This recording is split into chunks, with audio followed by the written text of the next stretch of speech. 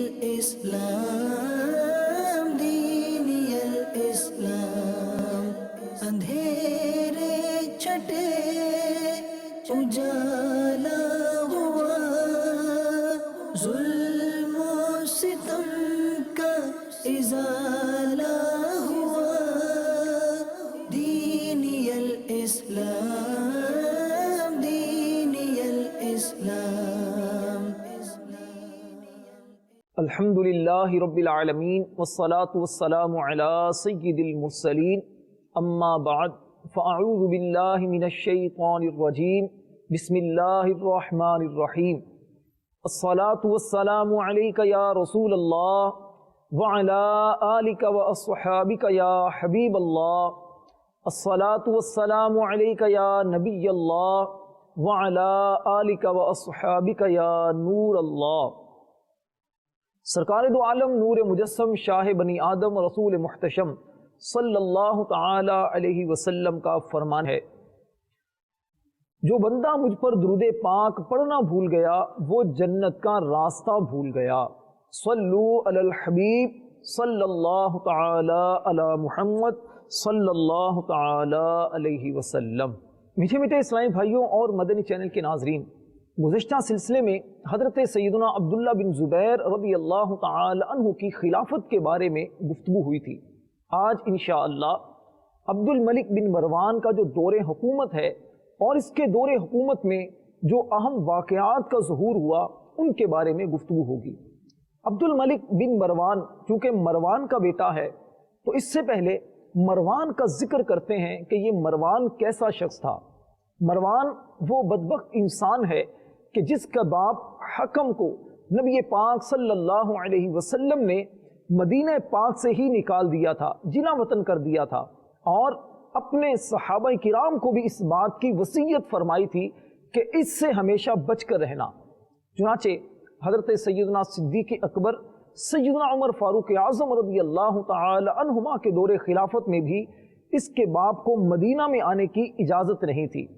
مروان جب پیدا ہوا اسے نبی پاک علیہ السلام کی بارگاہ میں گھٹی دینے کے لیے لایا گیا تو نبی پاک علیہ السلام نے فرمایا گرگٹ کا بیٹا گرگٹ ہے.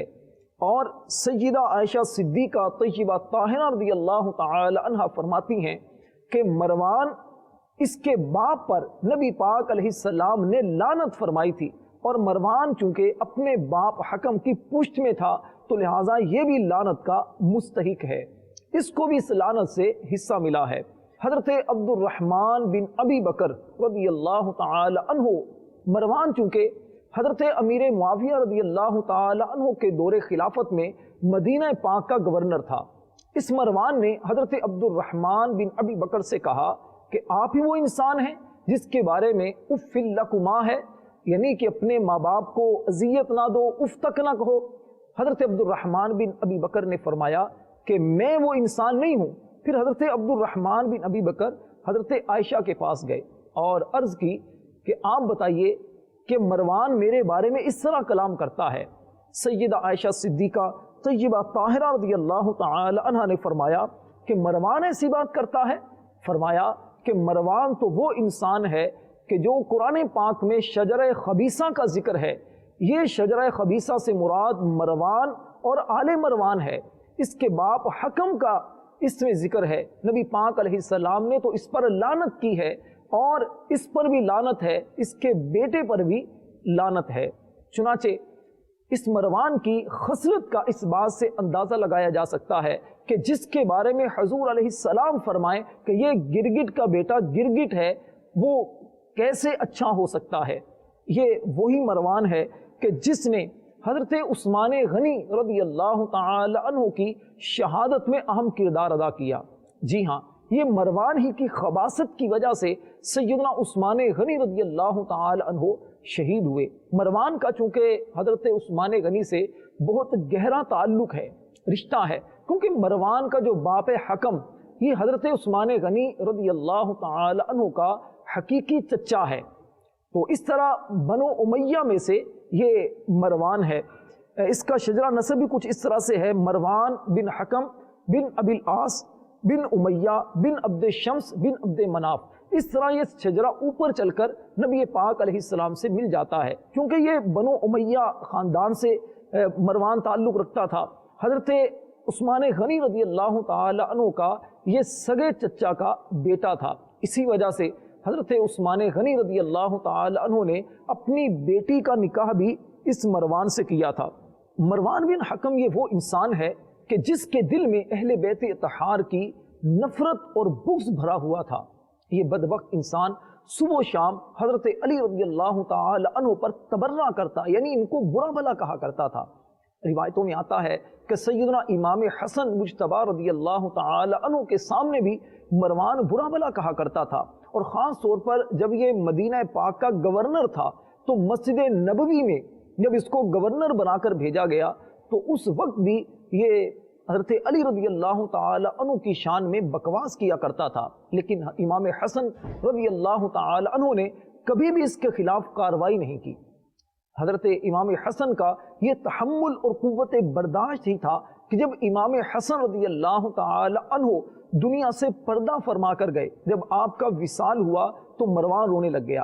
کسی نے ان سے کہا کہ اب کیوں روتا ہے، دنیا میں تو نے انہیں چین سے نہیں رہنے دیا۔ مروان نے کہا کہ میں ایک ایسے صابر اور ایسے تحمل والے آدمی کے سامنے گفتگو کیا کرتا تھا کہ اگر اتنی گفتگو کسی پہاڑ کے سامنے بھی کی جائے تو پہاڑ بھی اپنی جگہ چھوڑ دے، لیکن یہ بہت تحمل والے، بہت ہی قوت برداشت والے تھے۔ بہرحال یہ جو مروان ہے تو اس طرح اس کی خباثتیں اتنی زیادہ تھیں، حضرت عثمان غنی رضی اللہ تعالی عنہ نے اتنے اس پر احسانات کیے، اس کو اتنا نوازا، لیکن اس کے باوجود اس نے عثمان غنی رضی اللہ تعالی عنہ کے خلاف ہی سازش کر کے حضرت عثمان غنی کے لیے شہادت کے اسباب پیدا کر دیے۔ مروان ہی وہ انسان ہے کہ جس کی سازشوں کی وجہ سے یزید اتنی زیادہ خباثتیں پھیلانے لگا۔ اس یزید کے ہاتھوں امام حسین رضی اللہ تعالی عنہ کی شہادت کا واقعہ پیش آیا۔ پھر یزید نے جب امام حسین ابھی مدینہ پاک میں تھے، یزید نے ایک قاصد مدینہ میں بھیجا، اور اس وقت مدینہ کا گورنر ولید بن عقبہ تھے۔ تو یزید نے اس سے کہا کہ میرے والد امیر معاویہ کا انتقال ہو چکا ہے، لہٰذا سب لوگوں سے جو مدینہ میں رہنے والے ہیں، اور خاص طور پر عبداللہ بن عمر، عبداللہ بن زبیر اور دیگر جو صحابہ ہیں، ان سے میرے لیے بیعت لو، اور خاص طور پر امام حسین کو بلا کر میرے لیے بیعت لو۔ جب ولید بن عقبہ نے ان کو بلایا، امام حسین رضی اللہ تعالی عنہ رات کو جب اس ولید بن عقبہ کے پاس گئے، اس سے گفتگو ہوئی، امام حسین نے فرمایا دیکھو مجھ جیسا شخص اس طرح چھپ کر بیعت نہیں کر سکتا، تم اس طرح کرو سارے لوگوں کو جمع کرو اور اس وقت مجھے بھی کہو، پھر انشاءاللہ دیکھیں گے کیا ہوتا ہے۔ ولید بن عقبہ صلح پسند آدمی تھا، اس نے جب یہ معاملات دیکھے تو اس نے کہا ٹھیک ہے۔ مروان نے اس وقت بھی سازش کی اور ولید بن عقبہ سے کہا کہ ولید اگر یہ حسین ابھی چلے گئے پھر دوبارہ ہاتھ نہیں آئیں گے، لیکن ولید نے کہا اے مروان تجھ پر خدا کی مار ہو، تو مجھے نواسہ رسول کے قتل کے بارے میں اکساتا ہے، خدا کی قسم اگر ساری دنیا کی دولت بھی میرے قدموں میں رکھ دی جائے کبھی بھی نواسہ رسول کے خون سے اپنے ہاتھوں کو رنگین نہیں کروں گا۔ بہرحال یہ وہی مروان ہے کہ جس کی وجہ سے حضرت امام حسین رضی اللہ تعالیٰ عنہ کے خلاف اتنی زیادہ سازشیں ہوئیں اور یزید پلید نے اتنے سارے سیاہ کارنامے سر انجام دیے۔ جب یزید پلید کا انتقال ہوا تو حضرت عبداللہ بن زبیر رضی اللہ تعالیٰ عنہ چونکہ امام حسین کی شہادت کے بعد ہی مکہ میں آپ خلافت کا اعلان کر چکے تھے، اور مکہ، مدینہ، حجاز اور اطراف کے لوگوں نے آپ کے ہاتھ پر بیعت کر لی تھی۔ یزید پلید نے جب ایک لشکر مسلم بن عقبہ کے ہاتھ مکہ اور مدینہ کی طرف روانہ کیا، اور اس لشکر نے کتنی زیادہ خباثتیں پھیلائیں، اس سے بھی تاریخ کے اوراق سیاہ ہو چکے ہیں۔ میرے پیارے اسلامی بھائیوں، اس یزید پلید کے دنیا سے جانے کے بعد حضرت عبداللہ بن زبیر رضی اللہ تعالی عنہ نے جب خلافت کا اعلان کیا اور آپ خلیفہ بنے تو مصر اور شام کے لوگوں نے بھی آپ کے ہاتھ پر بیعت کر لی۔ یزید کے بعد کچھ عرصہ تو ایسے ہی گزرا، پھر مروان کی سازشوں سے، اس کی خفیہ سازشوں سے یہ مروان خود حاکم بن بیٹھا۔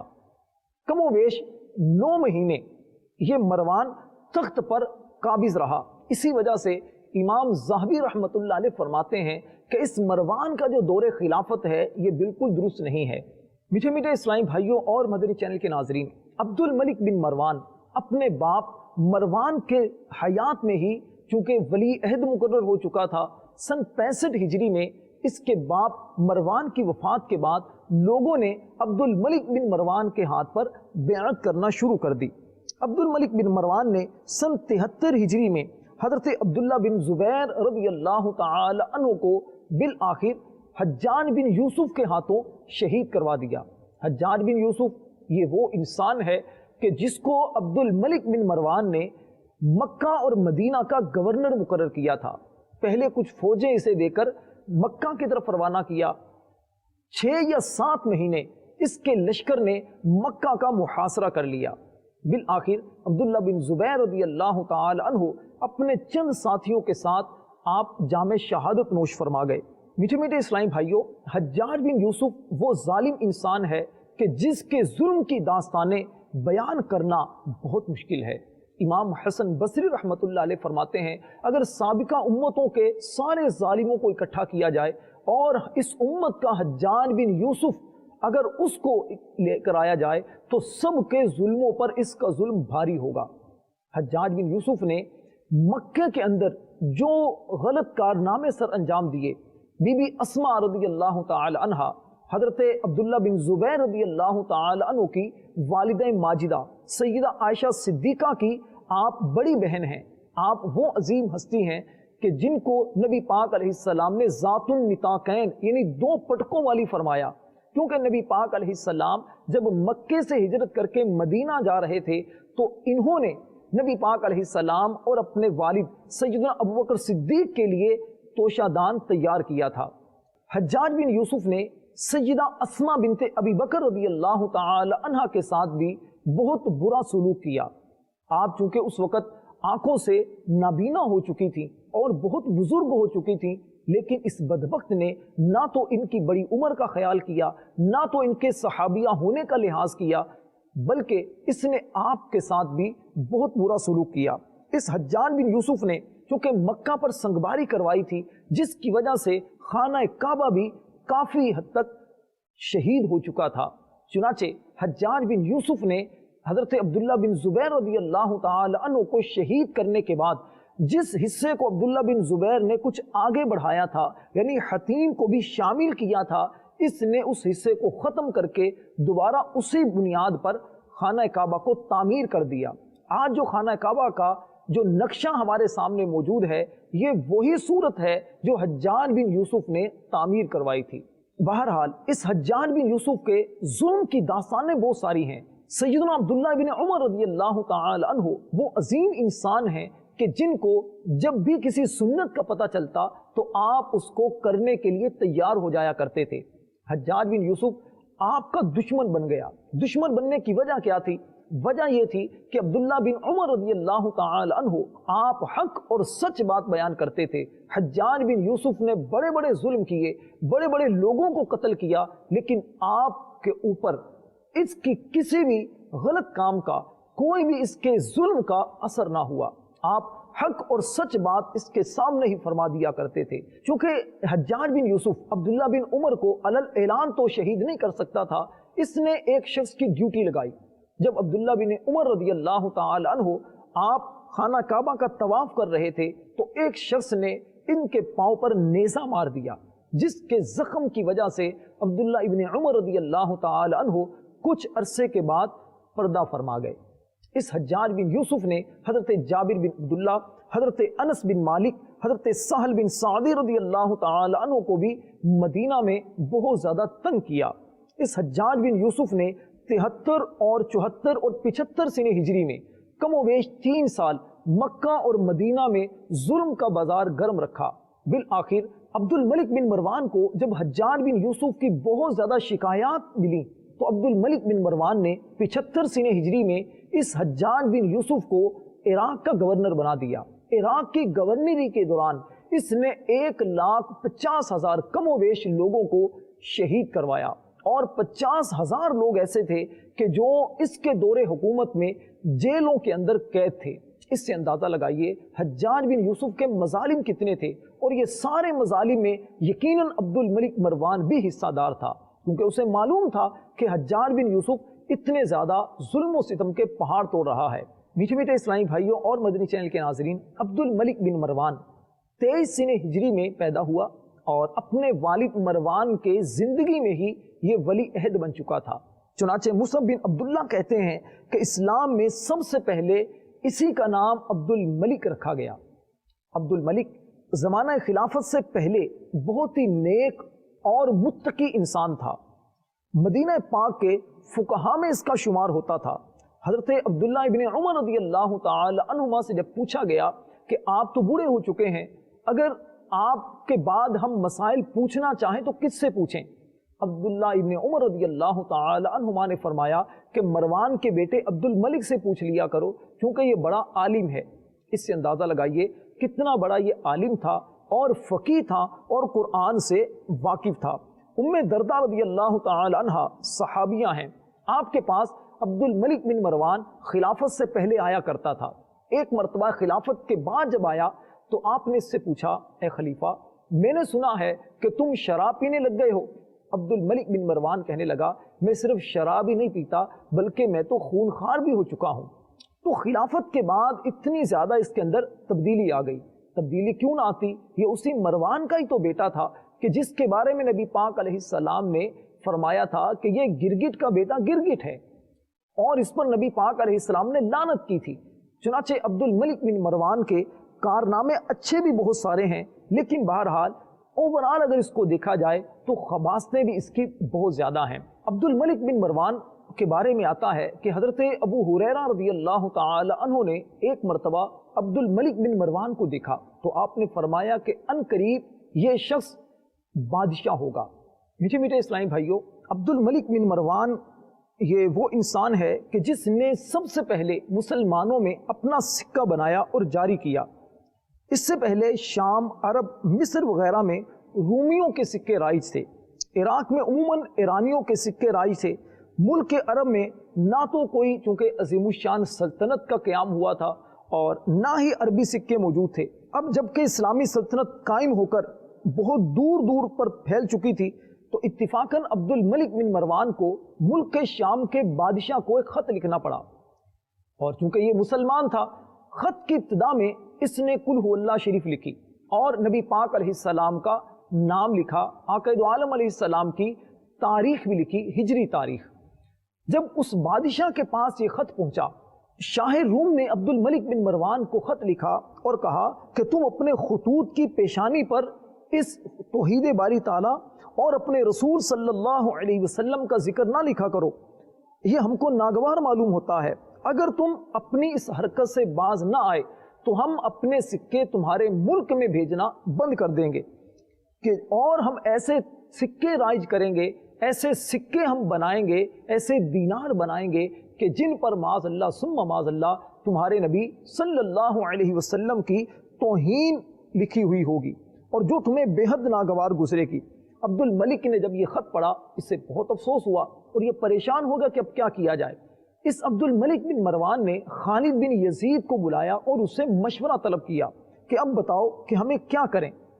عبد الملک کو اس خالد بن یزید نے مشورہ دیا کہ آپ اپنے دینار بنائیں اور اپنے دینار بنا کر اس پر آپ جو لکھنا چاہیں وہ لکھ لیں۔ چنانچہ عبد الملک نے اس رائے کو پسند کیا اور دار الضرب قائم کر کے 14 کی رات وزن کے درہم اس نے بنوائے جو 5 ماشے کے قریب وزن ہوتے تھے۔ اس کے بعد حجاج نے درہم و دینار پر ایک طرف قل هو اللہ احد لکھوائی۔ چنانچہ عبد الملک نے فرمان جاری کر دیا کہ خراج میں سوائے عربی سکوں کے کوئی دوسرا سکہ قبول نہیں کیا جائے گا۔ اس طرح تمام ملک میں عربی دینار جاری ہو گئے۔ میٹھے میٹھے اسلامی بھائیوں، عبد الملک بن مروان نے جو اہم کام سر انجام دیے ان کے بارے میں امام جلال الدین سیوطی شافعی رحمۃ اللہ علیہ آپ نقل فرماتے ہیں کہ یحییٰ بن بکیر کہتے ہیں کہ میں نے امام مالک رحمۃ اللہ علیہ کو فرماتے ہوئے سنا کہ سب سے پہلے عبد الملک بن مروان نے ہی دینار بنوائے اور ان پر قرآنی آیات لکھوائی تھی۔ اسی طرح امام جلال الدین سیوطی رحمۃ اللہ علیہ امام عسکری سے روایت کرتے ہیں کہ اسی نے سب سے پہلے منبر پر ہاتھوں کو بلند کیا تھا۔ اسی طرح عبد الملک بن مروان سے پہلے جو دفاتر ہوتے تھے، ان کے اندر جو کاغذات تھے، جو دفتروں کے اندر جو چیزیں ہوا کرتی تھیں، وہ ساری کی ساری فارسی میں تھیں۔ عبد الملک بن مروان نے وہ ساری کی ساری چیزیں عربی میں منتقل کروائیں۔ اس عبد الملک بن مروان نے خاص طور پر اپنے دور حکومت میں قرآن پاک کی تعلیم کو بہت زیادہ عام کیا۔ اس نے بہت سارے مدارس قائم کیے اور اس نے مساجد کی بہت زیادہ تعمیر کی، بہت سارے شہروں کو اس نے آباد کیا، نئے نئے اس نے شہر بنوائے۔ اور اسی کے دور خلافت میں شمالی افریقہ میں بربری قوم کے اندر بہت تیزی کے ساتھ اسلام پھیلا۔ عبد الملک بن مروان اور عبداللہ بن زبیر رضی اللہ تعالی عنہ کے چونکہ آپس کے جو ان کی جنگیں ہوئی تھیں، جو معاملات خراب ہوئے تھے، اس سے رومیوں نے اور دیگر غیر مسلموں نے بہت فائدہ اٹھایا اور مسلمانوں کے جو علاقے تھے ان پر قبضہ کرنا شروع کر دیا، جس کے بعد عبد الملک بن مروان نے یہ سارے کے سارے علاقے ان لوگوں سے واپس لے لیے تھے۔ عبد الملک بن مروان نے اپنی زندگی میں ہی اپنے بیٹے ولید بن عبد الملک اور سلیمان بن عبد الملک کو ہی ولی عہد مقرر کر دیا تھا، چونکہ اس کے والد مروان نے وصیت کی تھی کہ میرے بعد عبد الملک بن مروان خلیفہ ہوگا، اس کے بعد اس کا بھائی عبد العزیز بن مروان خلیفہ ہوگا۔ عبد الملک بن مروان موت سے پہلے یہ چاہتا تھا کہ میں اپنی زندگی میں ولید بن عبد الملک کو خلیفہ نامزد کر دوں، لیکن چونکہ عبد العزیز بن مروان کے بارے میں مروان وصیت کر چکا تھا، اس لیے یہ کوئی ایسی سازشوں کا سوچ رہے تھے کہ جس کی وجہ سے عبد العزیز خود بخود دستبردار ہو جائے۔ لیکن 85 سنہ ہجری میں عبد العزیز بن مروان، جو کہ عمر بن عبد العزیز رضی اللہ تعالی عنہ کے والد ہیں، یہ مصر کے گورنر تھے، وہیں پر ان کا کسی بیماری کی وجہ سے انتقال ہو گیا۔ چنانچہ عبد الملک بن مروان کے لیے چونکہ راستہ صاف ہو گیا، عبد الملک بن مروان نے اپنی زندگی میں، چونکہ عبد العزیز ان کے بھائی کا انتقال ہو چکا تھا، اس نے ولید بن عبد الملک اور سلیمان بن عبد الملک کو ولی عہد نامزد کر دیا۔ چنانچہ یوم پنجشنبہ 15 شوال بمطابق 85 سنہ ہجری کو عبد الملک بیمار ہو کر فوت ہو گیا۔ عبداللہ بن زبیر کی شہادت کے بعد 13 سال 3 مہینے اور 23 دن عبد الملک زندہ رہا۔ یہی اس کی خلافت کا زمانہ ہے۔ میٹھے میٹھے اسلامی بھائیوں اور مدنی چینل کے ناظرین، اگر ہم آج کے سلسلے کو بغور دیکھیں اور اس سے مدنی پھول حاصل کریں تو یقیناً اس میں ہمارے سیکھنے کے لیے بہت سارے مدنی پھول ہیں۔ بادشاہت ملتی ہے، مالداری آتی ہے، کسی کو اللہ تعالیٰ عروج عطا کرتا ہے، اسے چاہیے کہ رب کا شکر گزار بنے۔ اللہ کا جو بندہ شکر ادا کرتا ہے، اللہ اس کے مرتبوں کو بلند کرتا ہے۔ جو بندہ عاجزی کرتا ہے، اللہ اسے بلندی عطا کرتا ہے۔ نبی پاک علیہ السلام نے فرمایا، من تواضع للہ رفعہ اللہ، جو اللہ کے لیے عاجزی کرتا ہے، اللہ اسے بلندی عطا کرتا ہے۔ قرآن پاک میں فرمایا، اگر شکر کرو گے تو تمہیں زیادہ عطا کروں گا، اور اگر تم ناشکری کرو گے تو پھر یاد رکھو کہ میرا عذاب بڑا سخت ہے۔ تو لہٰذا اگر اللہ تعالیٰ کی ہم پر نعمتیں ہوں تو ان نعمتوں پر ہمیں چاہیے کہ اس کا شکر ادا کریں۔ اگر کبھی مصیبت آئے تو مصیبت پر صبر، ہمت اور حوصلے سے کام لیں۔ انشاءاللہ اس کی برکت سے ہماری زندگی میں بہترین مدنی انقلاب پیدا ہوگا۔ اللہ تبارک و تعالیٰ ہمیں ان باتوں پر عمل کرنے کی توفیق عطا فرمائے۔ آمین بجاہ النبی الامین صلی اللہ تعالی علیہ وسلم۔ دینی الاسلام، دینی الاسلام، اندھیرے چھٹے اجالا ہوا، ظلم و ستم کا ازالہ